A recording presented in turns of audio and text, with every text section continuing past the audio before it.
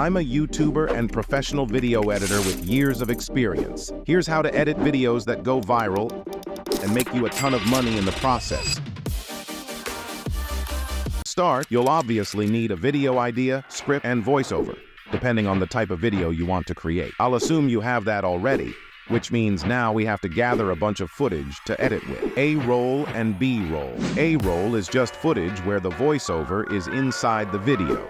For example, in a clip where somebody is talking directly to the camera. B-roll, on the other hand, is footage that goes on top of the voiceover, which can be in the form of stock videos, footage shot with a camera, and even screen-recorded clips off of YouTube.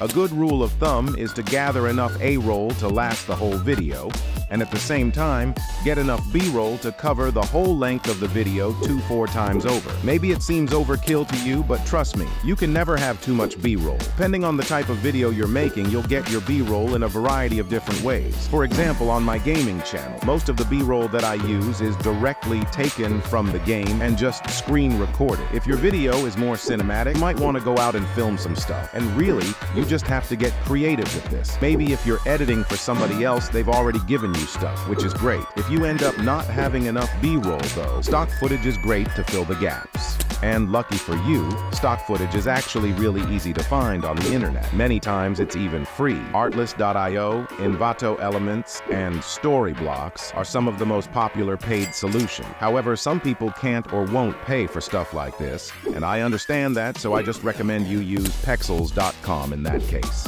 When you've gathered all your B-roll and A-roll, if you decide to include it, then lay down the footage for your intro. Don't even worry about the rest of your video yet. As an editor, the first few seconds of your video are easily the most important part, as they usually dictate whether the viewer stays for the rest of the video or not. The average person today has severe undiagnosed ADHD and the attention span of a goldfish, so it's important that you blow up their screen with stimulation in the opening shots of your video. If you have A-roll with your face in it, then it may be beneficial to start with that footage, as it creates a personal human connection with the viewer. If not, no worries. As you lay out the rest of your intro, make sure you have about 3 times as much B-roll as A-roll, or just don't include A-roll at all. Try to make cuts every 1 to 4 seconds as well, so that you keep your viewers hooked. If you have a voiceover, or honestly, even if you don't, just try to keep your intro as concise as possible, because when an intro drags on, it's really just so easy to click off the video.